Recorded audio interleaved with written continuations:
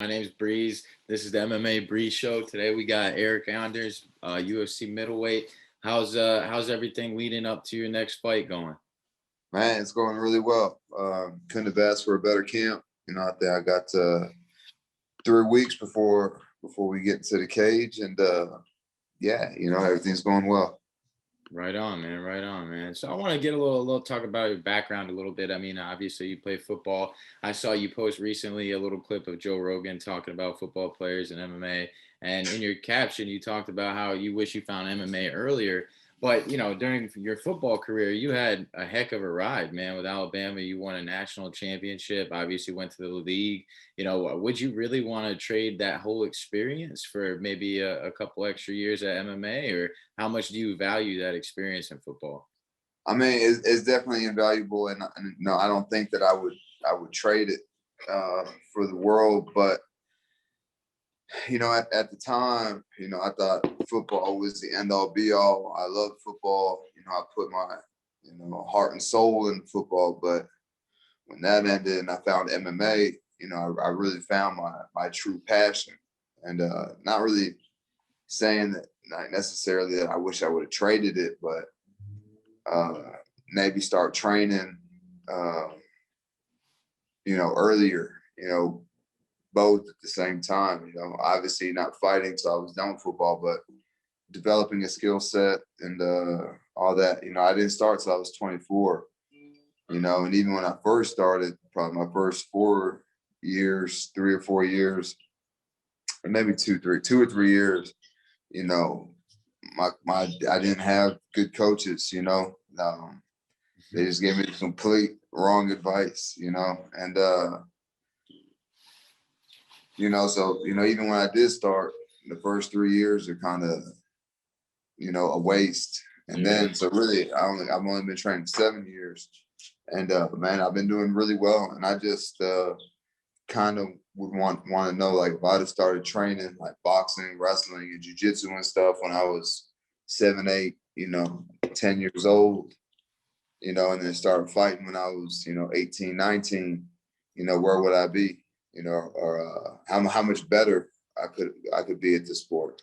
Yeah, no, I hear you, man. It's always interesting to think about the possibilities. But I know, obviously we've seen a lot of athletes from the NFL who have transferred over to MMA do pretty well. I mean, not a lot of people have been as athletic as athletes that come from the league, and so I want to talk about what you gained out of football. Obviously, there's the physicality and the explosiveness that you get from a sport like that. But also, what about the culture? Football obviously is known for raising good men and discipline and hard work. What did you take from football that translates over to MMA for you? I just think that especially those who play in that box, in that front seven, DNs, defensive linemen, linebackers, offensive linemen, tight ends, things like that. There's just a certain amount of grit that you have to have, a certain amount of grit and toughness that you have to carry with yourself on the field. And man, they always talk to you every play about dominating your opponent and winning every play or whatever. And I think that's very similar to MMA. You try to go out there, you try to dominate your opponent. Sometimes it's a car crash. It gets crazy in there, just like football does. And I think that's why those are the guys that make that transition. You don't see a whole lot of wide receivers or safeties or DBs crossing over into MMA, and those are the real athletes on the field. To be honest, not saying that D linemen and linebackers and those guys aren't athletic, but there's just a different kind of fast twitch and muscle fiber that those guys have that that the bigger guys don't.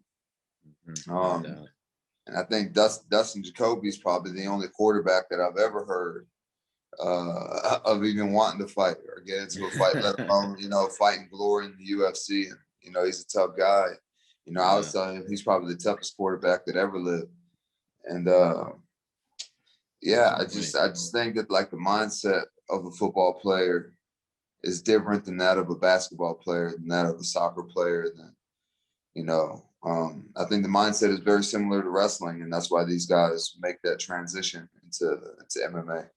Yeah, right on, man. Right on. Well, then the fight that you're coming up on is on a very exciting card. There's a lot of big names. Even though you're going to be on the prelims, it seems to be stacked all the way down through the prelims. How much does it mean to you to be on a card this big with names like that? Or for you, does that stuff not really matter too much? No, dude, it's awesome because I am a fight fan. Yeah, sorry, You're because good. I am a fight fan. I love fights. I watch fights. Amateur fights, the regional scene, Bellator, One, LFA, all of them. And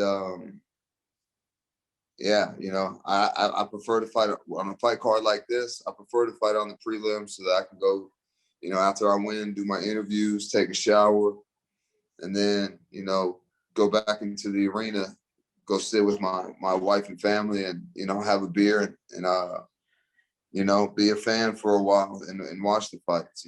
That's fun Right, for me. right. So that's the plan for this fight. Take a shower, probably go back to the hotel, change, and head right back to the arena. That's You know, awesome, man. go That's go a, watch some awesome fights. Yeah, that's the way to do it. Obviously there's going to be some big like there's going to be the title fight at 185. You're going to have Izzy and Marvin. What do you take about that matchup, and how do you see it playing out in this rematch?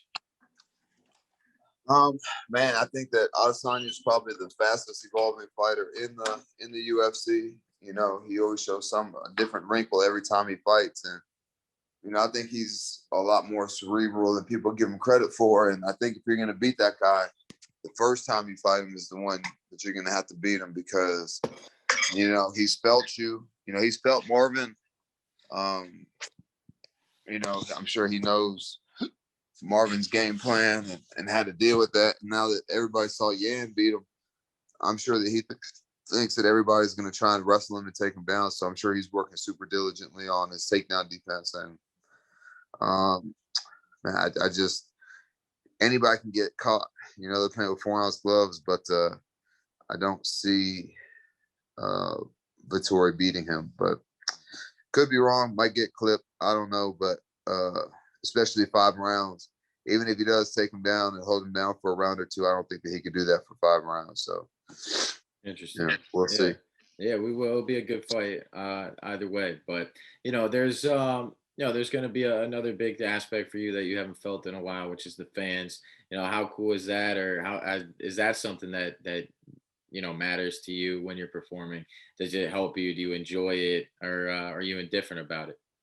No, I love the crowd, and I prefer to fight in front of a crowd. There's nothing like the oohs and ahs and the cheers after you land a big hit or get in a good position, like threaten a submission or something. Having those people on their feet. So, and it's the fights out here in Arizona. I've been training in Arizona, so hopefully I get a little hometown love, and they go bonkers when I walk out. Yeah, man. I hope so too for you, man. I mean, that your opponent is a rematch as well. Why did you give the rematch any thought? It seems like you had, your way in the fight, the way it was going. Obviously the outcome was unfortunate, but you seem to have made a statement and proved that you're ready for a bigger test, to go up in competition. Why did you decide to do this rematch instead of, climbing the chain and fighting somebody else to up yourself there? That was the UFC's thing.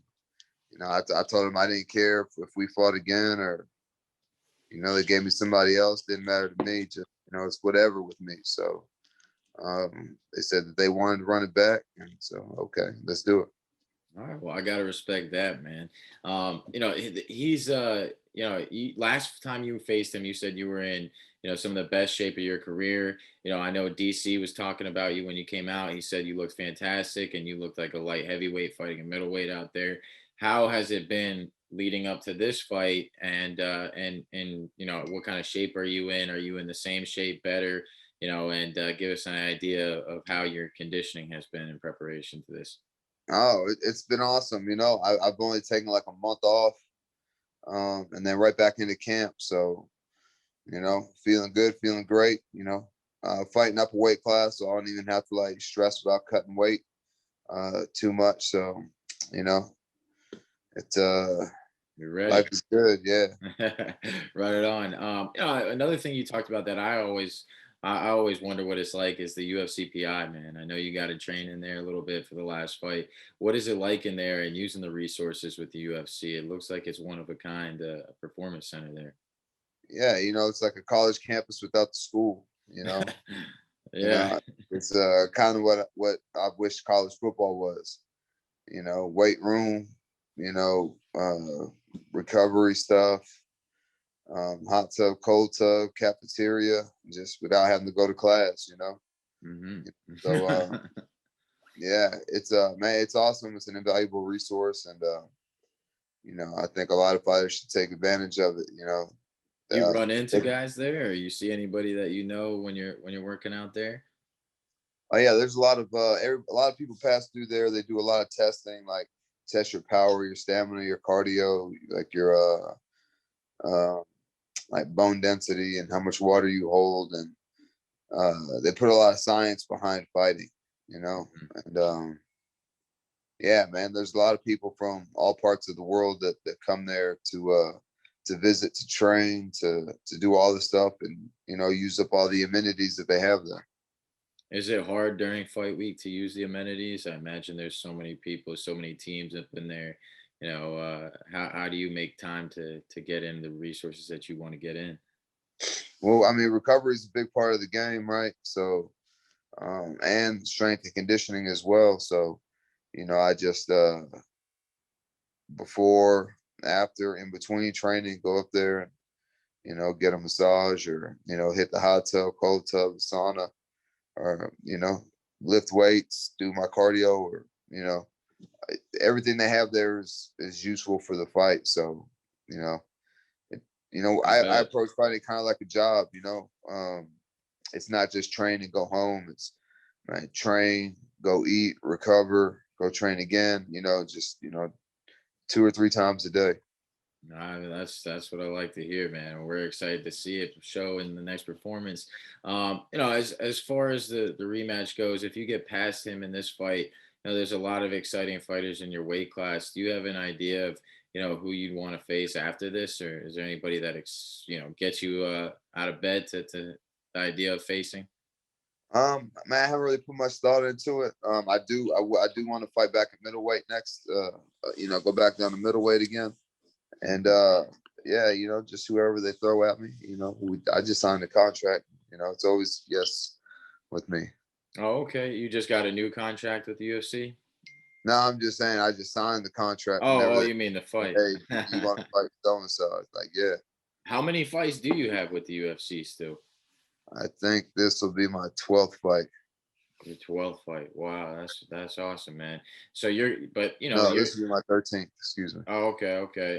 And I've heard you say before, 185 is your optimal weight class, and that's where you belong.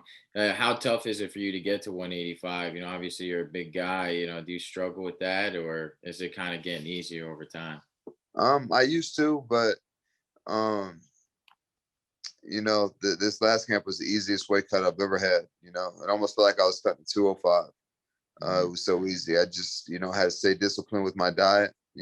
But that's, any weight class I fight at, and yeah, I didn't run very much. I think that's where I've been messing up, is I was running too much and burning off all my muscle, and that's where that's what holds the water. So it was actually easier to cut weight. The doing less running that I've been accustomed to doing.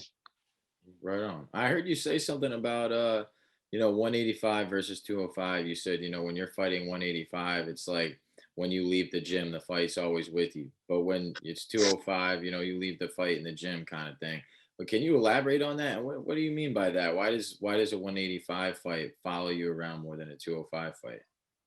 Just because I'm always constantly thinking about what I'm eating, how much I'm eating.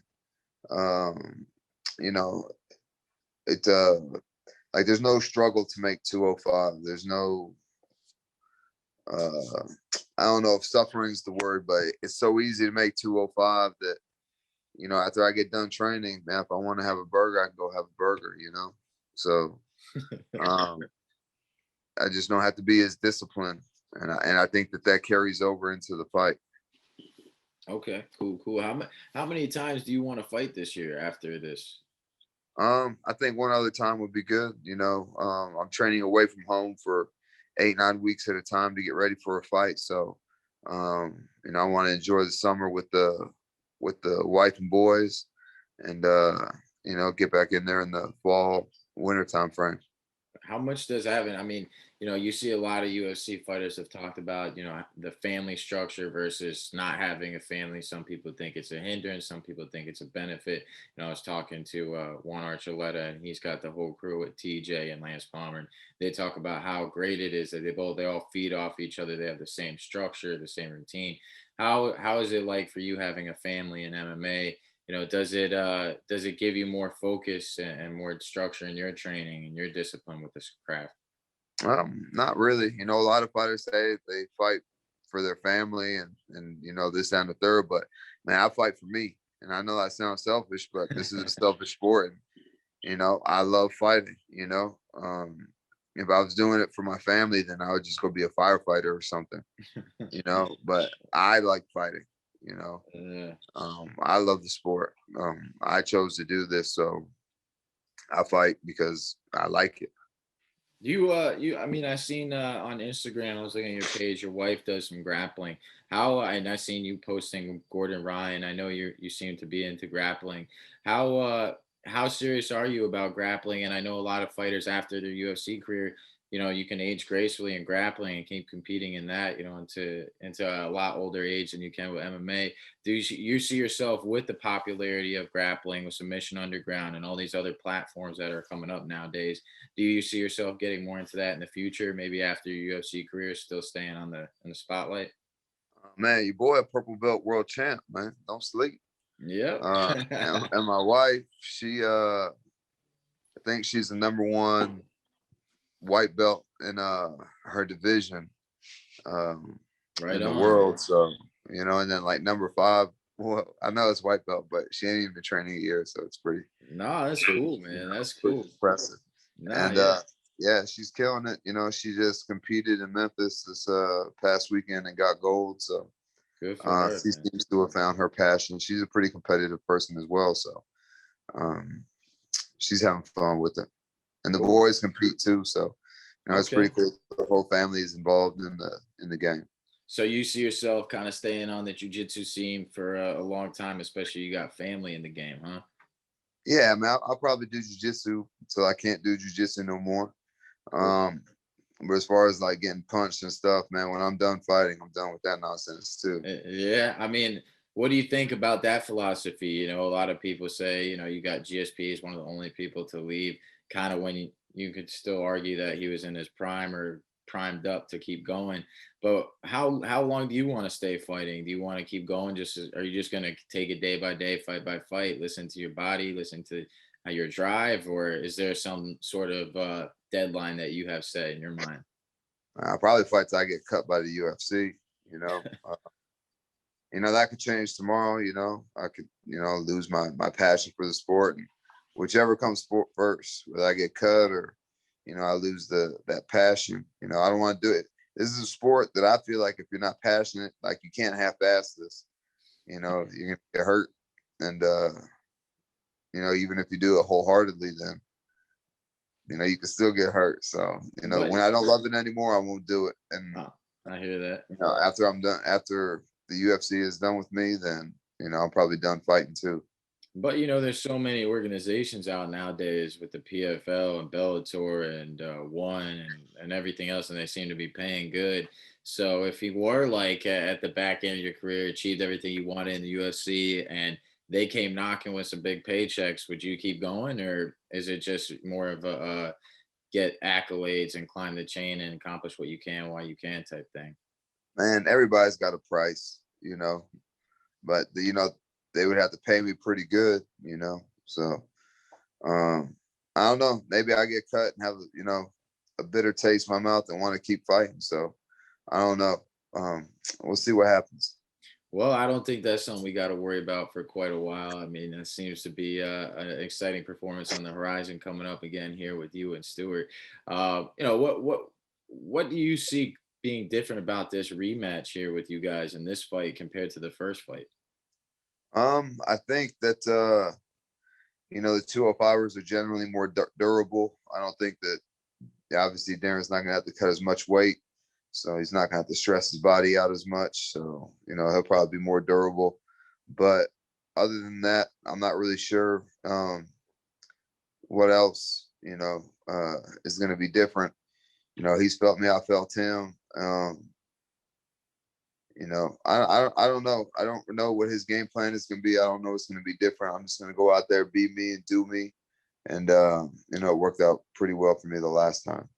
Speaking on that, as far as preparing for fights go, a lot of people have their opinions on game planning. Do you do a whole lot of that? Do you say, hey, I want to get him up against the cage. That's where I had success last time, pressing, or do you just say, I'm gonna like Sergio Pettis in his last bout, talking about how he just feels it out and just goes with it each moment in the fight.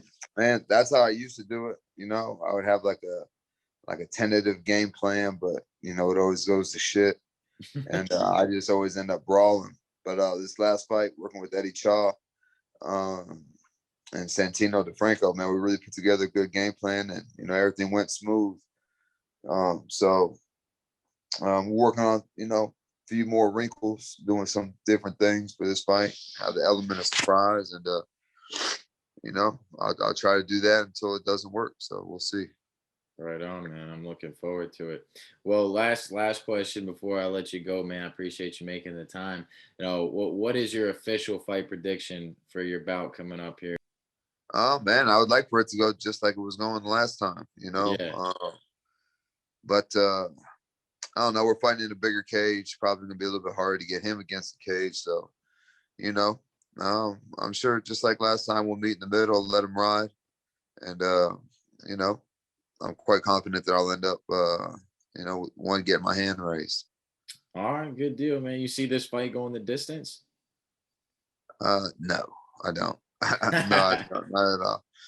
But if it does, I'm well conditioned and well trained and prepared to go into deep water. So I bet if you I are. need to, I can. But I don't get paid by the hour, so I'm trying to get in, get out, crack a cold one.